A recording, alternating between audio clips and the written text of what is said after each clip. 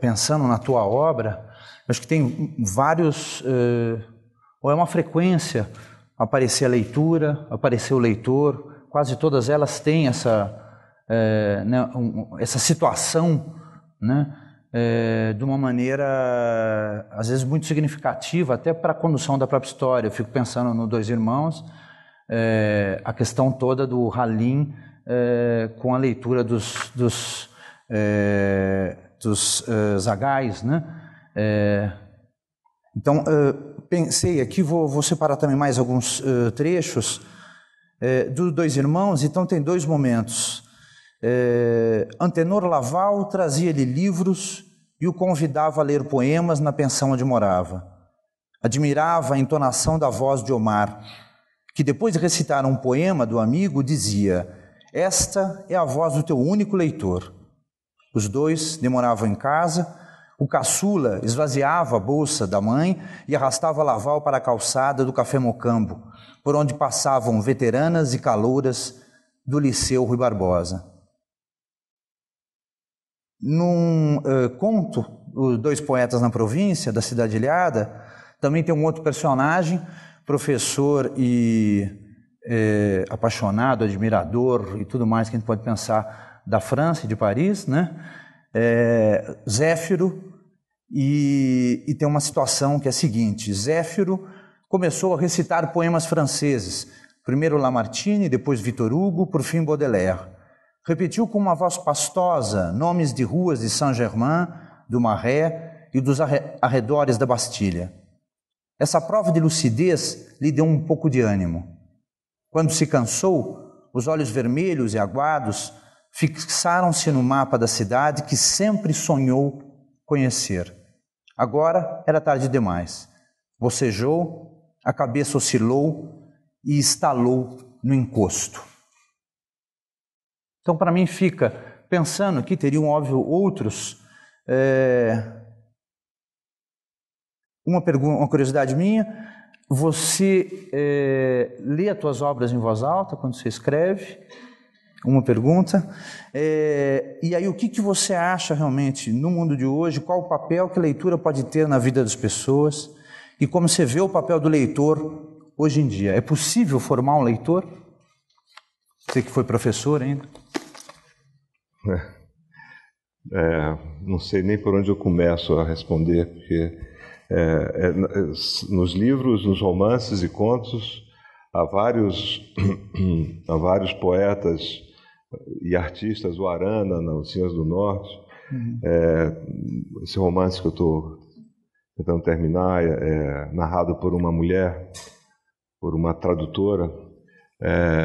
Eu acho que tudo isso faz parte também dos meus anseios e das minhas frustrações, como poeta que eu não fui ou que eu tentei ser, e depois derivei para a prosa. Então, são experiências, vamos dizer, minha e de pessoas que eu conheci, e também de leituras que eu fiz, leituras poéticas. E nesse caso é uma história desse conto, são gerações, vamos dizer, bem distantes, e de alguém que está indo para Paris, e de um velho professor que só conseguiu imaginar essa Paris com a qual ele sonhava e que nunca, enfim, ele de fato conheceu. Conhecia a literatura, que é uma forma também de conhecer o mundo. Então, eu acredito que a literatura ela seja uma forma mesmo de conhecimento e de uma maneira também de você sair do seu lugar, né? A literatura sempre fala do outro, né? de um outro exterior, mas também fala vamos dizer, de uma complexidade do ser humano, né? Quer dizer, o conhecimento ou a verdade que a literatura busca não tem a ver com uma verdade ontológica ou filosófica ou vamos dizer, epistemológica. É uma verdade que fala muito do que é o ser humano, né? Da experiência própria. Da experiência humana, que pode ser a experiência do autor, mas pode ser também, e muitas vezes, a experiência do narrador. E fica difícil, às vezes, imaginar que o narrador seja diferente do autor. Mas pode acreditar, não são as mesmas pessoas. Você não tem irmão gêmeo? Não há gêmeos na minha família. E eu não sou o Nael, não sou o Lavo, não sou não sou essa mulher, bom, essa é evidente, do primeiro romance, nem desse próximo, mas alguma coisa de mim está neles, ou eles estão dentro de mim, e há um momento também em que essa simbiose ela é tão forte que você também não se separa do narrador.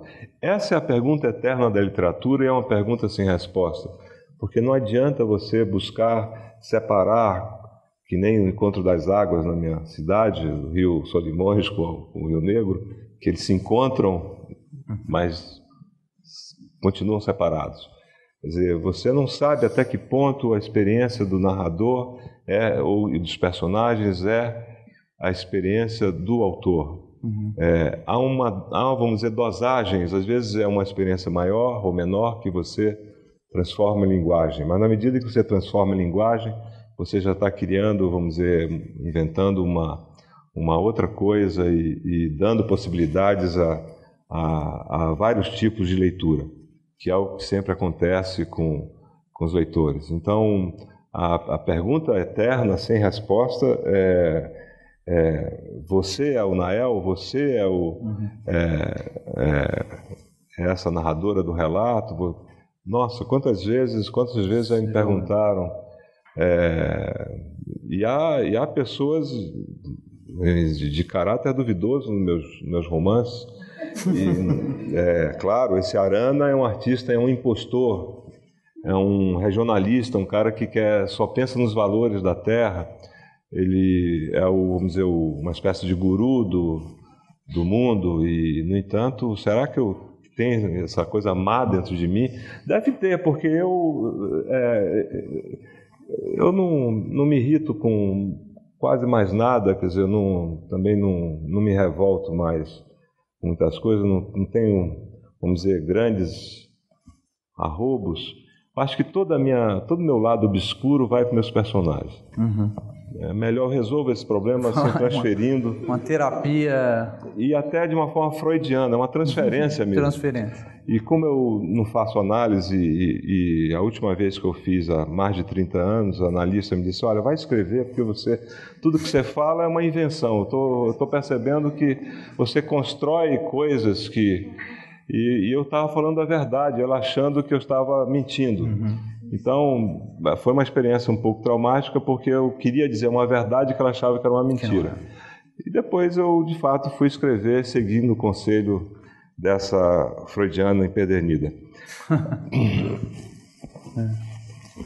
Agora, difícil formar um leitor, voltando à sua... Retomando, eu acho difícil... É muito difícil você formar um bom leitor, que nessa formação não passa necessariamente vamos dizer, pela academia, por um curso de letras, mas passa pela formação do leitor na sua casa ou na escola. Daí a importância da escola pública de qualidade, porque milhões de crianças e jovens não têm acesso ao bom livro e a um bom ensino público, não é? Então há uma verdadeira segregação na sociedade brasileira, em que apenas poucas escolas, há escolas públicas boas, mas não são muitas, e a minha geração é uma espécie de elo perdido entre aquela escola pública razoável, no mínimo, dos anos 60, que era uma promessa também de escola pública democrática de qualidade, e o que veio depois, que foi totalmente desmontado pelo regime militar. Em tudo isso, vamos dizer, mudou a fisionomia da educação e a essência da educação pública no Brasil. Então, é difícil formar leitores, mas é um trabalho, como é difícil formar também um grande matemático, um intelectual. É mais fácil você ver um filme a ler Guerra e Paz, não é? Porque a literatura exige um esforço constante, ininterrupto. Em cada página você se depara com situações, eventos, conflitos, paisagens, descrições, diálogos, uma espécie de aluvião de coisas que acontecem. E se for um livro complexo, você tem que redobrar essa atenção. Você não pode se dispersar, não pode ler um livro e ver o jogo do Flamengo com o meu time ao mesmo tempo. Quer dizer, você tem que se isolar do mundo e entrar nesse outro mundo com, vamos dizer, com a alma e o pensamento, vamos dizer, concentrados naquele momento, vamos dizer, que descreve um outro, que constrói um mundo paralelo ao que você está vivendo.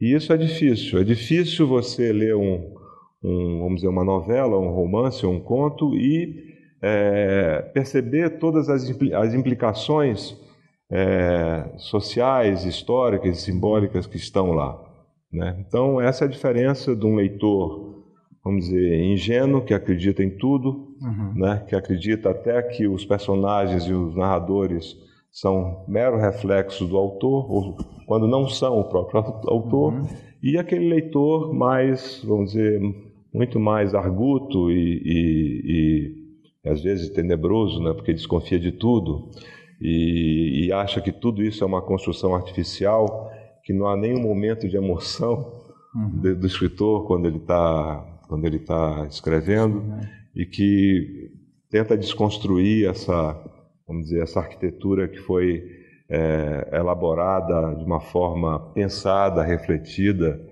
e que acaba sendo uma construção artificial, como de fato uma construção E aí, no artificial. fim, para mim, você acaba colocando o leitor quase que no mesmo patamar do escritor, né? Quer dizer, de intensidade, de envolvimento, né? Claro, o leitor crítico é um escritor, não deixa de ser um escritor, sobretudo quando ele intervém sobre uma obra, quando ele, vamos dizer, dá uma palavra, quando ele escreve sobre uma obra, e primeiro que ele tem que saber escrever e expor suas ideias com fundamentos, que não é também fácil, é difícil, até um bilhete é difícil de escrever. Então, refletir sobre uma obra é também, vamos dizer, um trabalho de escrita e de imaginação também, né? Quer dizer, o plano das ideias não subtrai a imaginação do crítico, a imaginação do crítico. Desde que a crítica não seja muito assertiva e enfim, nem chata. Né? Nem chata. Eu gosto de ler trabalhos críticos que me deem prazer também. Né? Que me deem prazer, que me envolvam, enfim. Como se eu tivesse, quase como se eu estivesse lendo um romance. Um romance. Acho difícil não pensar numa pergunta que fale da memória, considerando a tua obra, né? E aí também agora pensei duas colocações, não suas. Aqui o Ernesto Sábato diz: creio que Baudelaire afirmou que a pátria é a infância.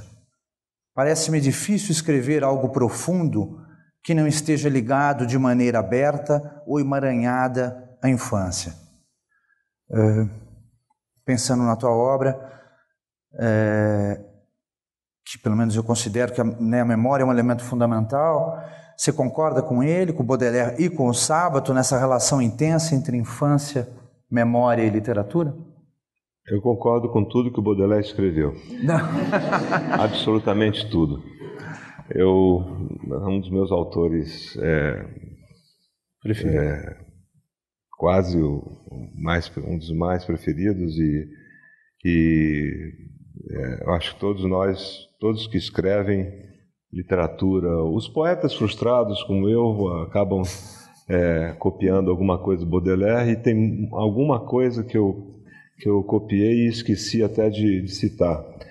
Mas a pátria é também um ponto de luz distante na noite. Pode ser isso também. E que se perde.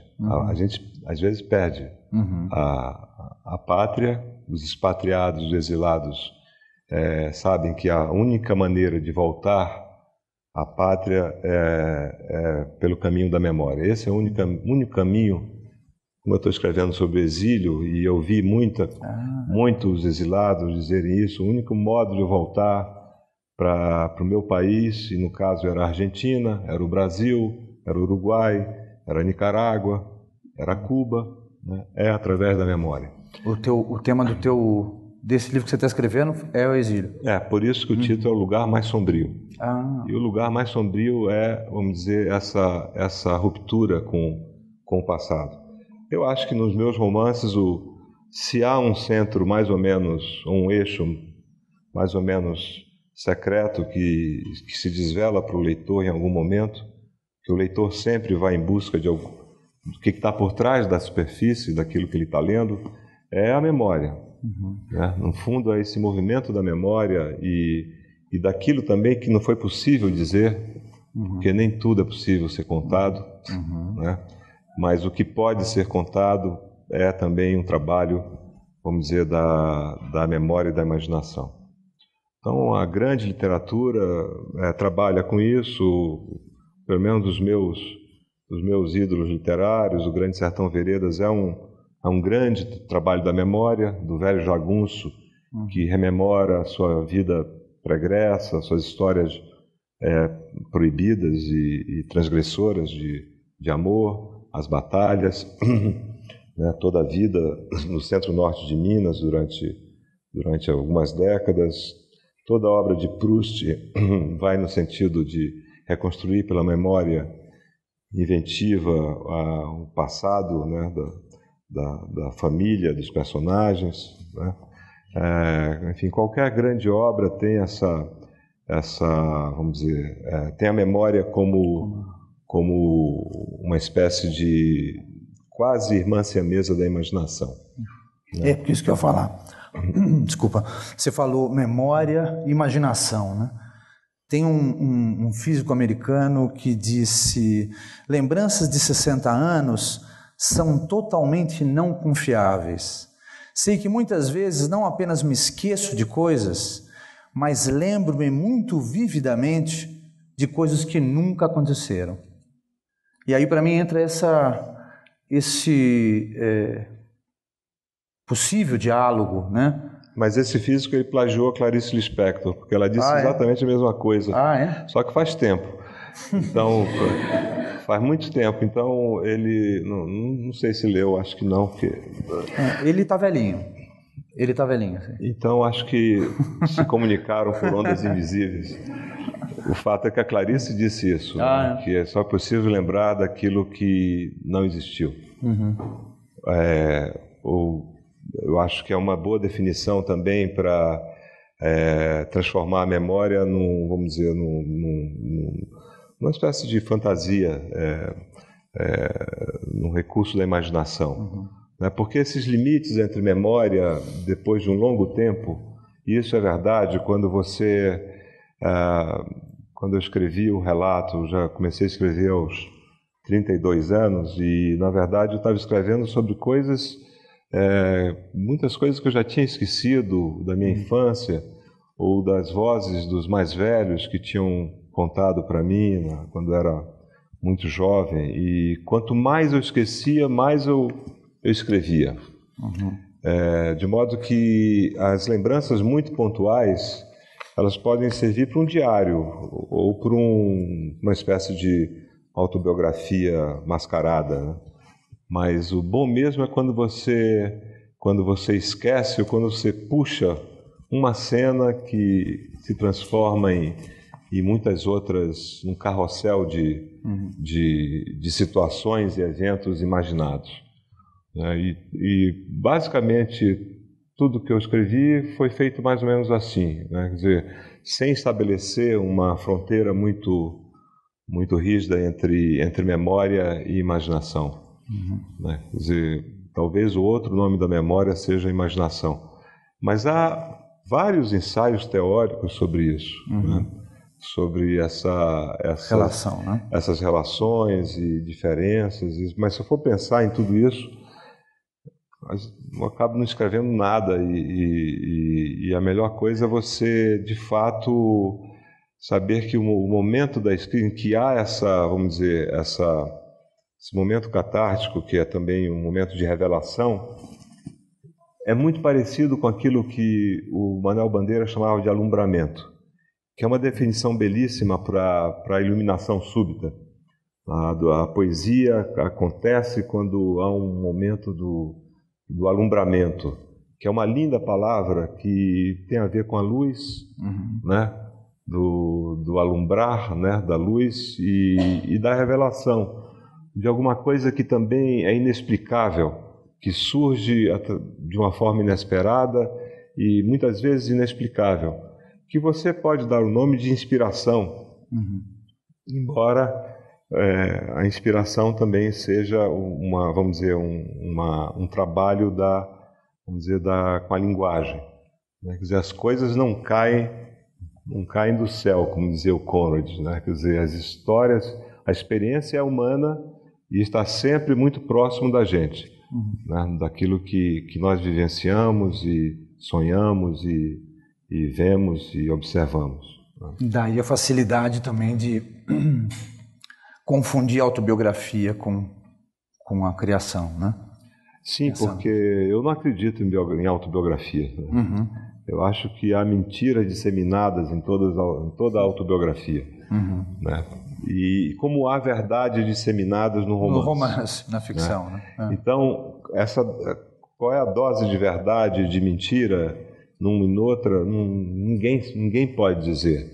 O melhor é ler sem elocubrar, sem ficar, vamos dizer, atrás de uma forma detetivesca do que é verdade e o que é mentira. Será que isso é esse cara? Será que ele é isso? Que é aquilo? Será que a irmã dele é isso? Será que é a mulher dele que está... Qual é a namorada dele que ele usou para... Aí você enlouquece, porque há leitores loucos também. Não só escritores. Eu convivi com leitores bastante pirados, né, que afirmavam coisas que me deixavam... Primeiro me deixaram perplexos, depois melancólicos e finalmente em estado de total prostração. A respeito da tua obra. A respeito da minha obra, sim. Como se quisessem provar aquilo que... uma coisa que só estava na cabeça dele ou dela. Não são leitores como vocês, evidentemente. São leitores finos e lúcidos e de uma capacidade crítica muito superior aos leitores, capacidade de discernimento muito superior aos leitores. Eu falo de leitores muito ingênuos e afirmativos, que se incomodam de uma forma grotesca com algum personagem, ou com alguma situação, ou com alguma descrição, e vem para cima de mim como se eu fosse vou até tomar água, porque... Uma invasão. Porque quando eu me lembro de algumas frases... Invasão de privacidade, até. É mais que isso. Muito mais que isso.